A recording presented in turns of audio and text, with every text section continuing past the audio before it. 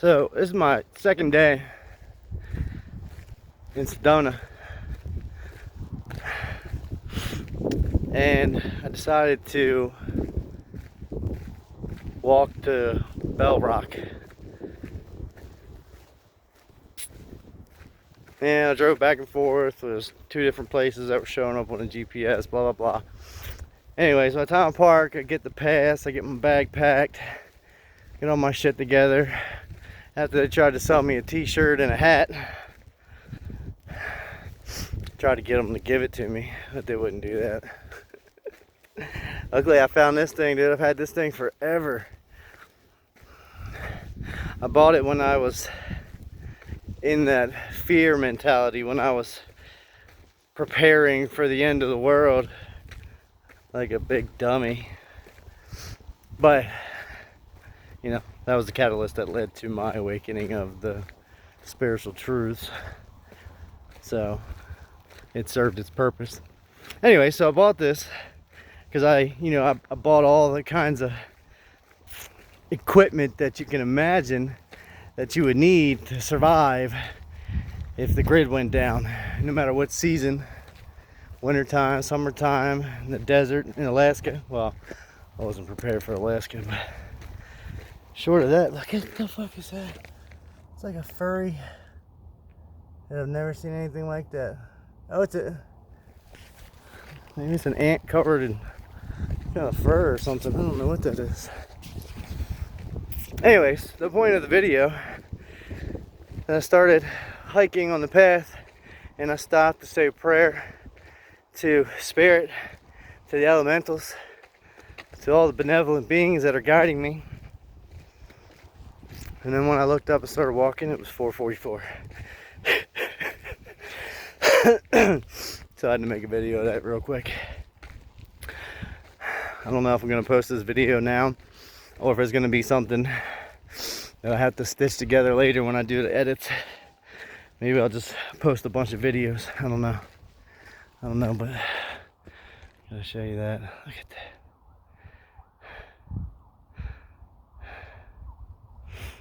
Neither of these are Bell Rock. Bell Rock's like rounded at the top. Looks like a big ass flying saucer. I was stargazing last night after the sweat lodge, and there was definitely some movement in the sky. It was the clearest I've ever seen in the sky. All the stars look like freaking shiny, glimmery crystals. It was so bright, so beautiful. I said that to Rogelio, and he's like, yeah, it's really cloudy out. I was like, well shit, it's still clearer than I've ever seen it before. Everywhere I've ever been has got too much light pollution. You know, it's too close to a city or too much shit going on. It's not that clear. That shit was clear as a motherfucker. Whew, that was beautiful. So, anyways, I'll let you know this trail's like a mile long. I just had a big lunch at like 3:30. My lips are dry as fuck already. I don't have any sunscreen or nothing like that, but there's some decent shade on here so far. I was talking to these people this morning. Ron was his name. Man I met at Starbucks. Cool dude. Got to talking. It was like 6 o'clock in the morning. We were like the only ones there. You know, all the other people that were running in and out, getting their coffee before work and stuff. Is that the sun? Oh, cool. So, yeah, look how green that cactus is. That's interesting. So, anyways, I got talking with the man, and you know, after we got through the pleasantries of who you are and what you're doing, you know, I quickly got to telling him that I was on a vision quest. In a little brief summary of my story, I don't get into details because I don't want to manifest that cycle again. I've healed from that now. I've moved on. Now I'm on the quest of a lifetime, a journey of a lifetime. So anyways, I get to talking with him, and pretty quickly we get to talking about, he says something about like physical reality, like how we perceive physical reality. He's an old man, not like, oh yeah, he's pretty old. He's gotta be in his 50s, maybe 60s. These dudes had some experiences, you know. He's been around at least the country. He spent like 5 months hiking a trail from like California to Canada or some shit like that, sleeping in the trail. So we had a relatable story. Dude, I thought I just saw somebody. That's interesting. It wasn't nobody, but it looked like somebody was there. Gave me a little startle. So yeah, we started talking about physical reality and how we only perceive like 10 millionths of the visible or the light spectrum. We only see like 1 millionth or something like that. I can't remember what it is. It's a big ass number that we don't perceive. Our eyes can only pick up such a small fragment of the full light spectrum that we're aware of anyway. It's probably a lot bigger than we can even fathom, as we think in linear terms. And our technology only allows us to measure what we know, you know. So anyways, talked to him for like an hour and a half, 2 hours. We were talking about everything, reality. And he brought this up. I didn't even bring it up. I told him I was on Vision Quest. And he started talking about consciousness. So he was telling me about his son when he was like 10 to 12 years old. Told him about his guardians. And you know, his son told him that he had guardians. You can see his guardians. His guardians were like human, except they had like lions' faces. I was like, no shit, man. That's like deliriums, isn't it?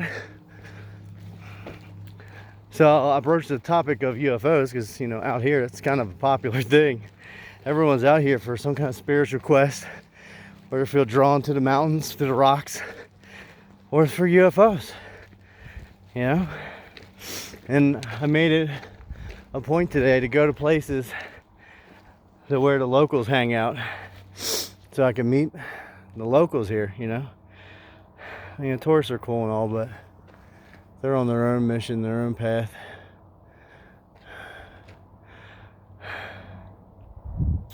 But yeah, and then this other dude came by from New Jersey. He lives here too. He and his son have a construction or carpentry business. They build houses.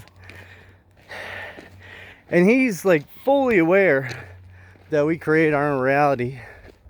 And that we also create the cages that we live in. You know, we create the boxes, we create the limits to our realities. So believe me in mind, these two older gentlemen, you know, 50s or older, were so aware of these things. And sitting in front of Starbucks. Would have never guessed that it would have happened there. So I manifested that today. And we also got talking to something interesting that made me get into a whole story of a Cryon message, channel message, with how we passed the marker and how our planet's in a new energy, you know, our new frequency. We're passing through that place in space. It's like assisting us in this awakening, you know. It's assisting us in our remembrance of who we really are. And we were talking about how, he didn't say it like this, but this is how it made me think of it, because this is how I heard it all the time when I first woke up, that there's nothing new under the sun. Everything has already happened. Everything has already existed. This cell phone I'm talking to you on, it's already been created long time ago. When we got here, when we started and seeded this planet, the cell phone was already a possibility. It was already a technology that had existed at one point in time somewhere. Maybe it didn't look like this, but these concepts have all existed. And it's it's like when we raise our level of consciousness, to when we get to that, we unlocked these gifts, these technologies that help advance us. Can you read that? What does it say?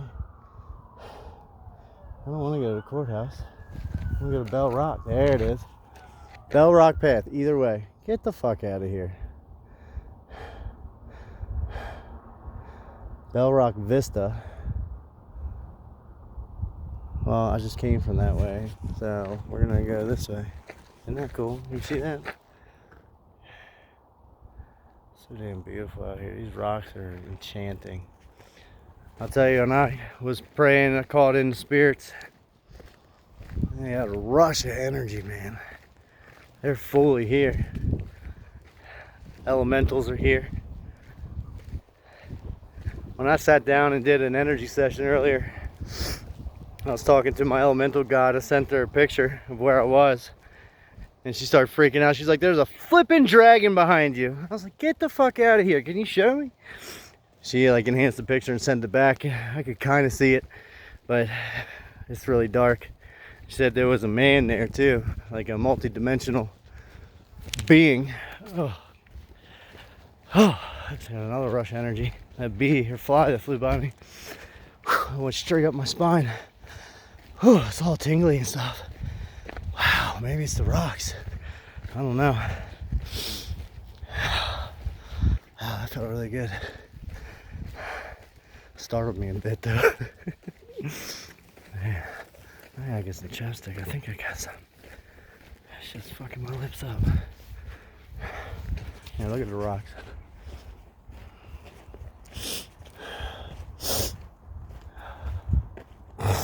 Excuse me.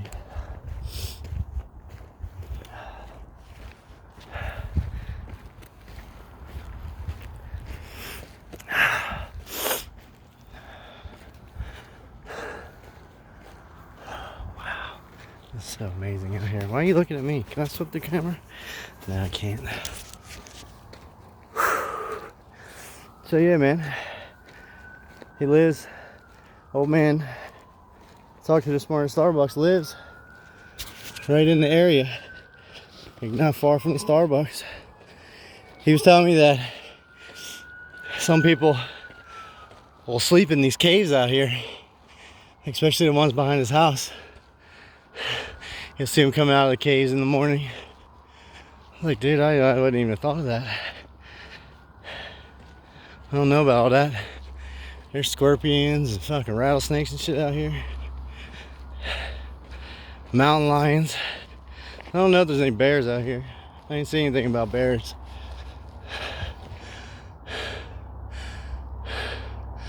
There's a path that goes up there.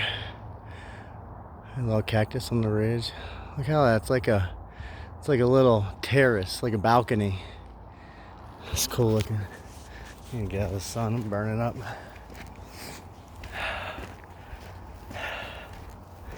So, where are we at? Damn, 13:30, 13:33. Look at that. That's amazing. When we started our guided tour yesterday, he picked us up. We all got in his truck at 3:33. And then after we went to the first place where I recorded my video earlier today, when we came back from there and got back to the truck, it was 5:55. Incredible. Synchronicities are off the hook lately. I've been seeing a lot of 222, 2222, a lot of 1111s and 111, tons of them. And then 444 today, starting this hike in my car today. In the dash gauges there, in the gauge cluster, I got 333, 111, or 1111 between all the numbers. And it was 1, 2, 3, 4, 5, 6. I'll see that many synchronicities in one spot. I just start laughing. Like, you gotta be kidding me. The numbers are so intense. The girl who was with us on the trails yesterday, she asked me last night if I was into numerology. And I'm like, yeah, no. It's like, I know somebody. His Bonesy's really into numerology. Shout out to Bonesy. I love you, brother. hopefully I'll get to see you on this trip, but I don't know. He dipped out of state. Him and his wife are on a trip right now, so enjoy yourself, peoples. Have some fun in the sun. I think they went down south. I don't know if he wants you to know where he's at, so I'm not gonna say it. It's not my business. Ain't my business. That's cool. I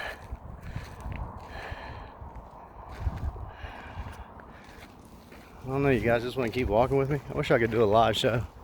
I need 1,000 subscribers to do live shows from my cell phone. I can do it on my laptop with the subscribers I have right now. So I was thinking about that too recently. Because, you know, people look at you like, you got 500 subscribers, that's like a really small channel. I'm thinking about, like, I've never known 500 people. Like that's a lot of people. Like, I'd probably get nervous as fuck talking in front of 500 people, like, live. I don't know. If things make me nervous or like I'm scared of them, I tend to embrace that and go right after it and do it. So if I have an opportunity to speak publicly, I'll probably do it. I will do it. Because that's ultimately what I want to do. I want to travel the world, speak my truth, and help inspire and empower people to take their power back, to know how powerful you are, to wake the fuck up, you know? We need 0.5% of the population of the world to wake up, and it's over. Permanent change cannot be reversed. It can't be reversed anyway, no matter where we at, no matter what percentage of the population is awake right now. There's no going back. The amount of light being flooded on this planet right now, it's just people are just continuing to wake up to the corruption, continuing to wake up to fucking ETs and aliens. I think I might start talking about that soon, because that was a major topic of research for me for a long time, but I was doing it under the fear pretense, like we're all being controlled by the aliens and shit, but that ain't true. None of us can be controlled. You're only controlled if you agree to the manipulation, and you are agreeing to it if you're being manipulated. You might not consciously be fully aware of it, but you probably have a feeling that you just would rather not deal with. Like, I had a feeling recently I was being manipulated. I was happy until I wasn't. But that manipulation, you agree to it. You know, you see it, the signs are there, the red flags are there. You choose to accept that. And on the subconscious level, you know what's going on, and you choose to not see or act or react to the red flags. Oh, little lizard. I don't know if you can see him. He's on the rock. You see him? Hey, little buddy. He's fast. That's cool. Alright, we're at 20 minutes. We're at 20 minutes almost. Look at this little tree. That's interesting. What kind of tree that is?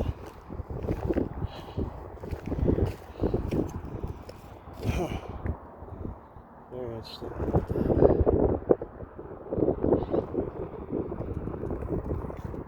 That's fascinating. Let me see that guy. Alright, let me get off here. Love you guys. Be the change that you want to see. Be the love that you want to see in this world. And I'll be back when I get to Bell Rock.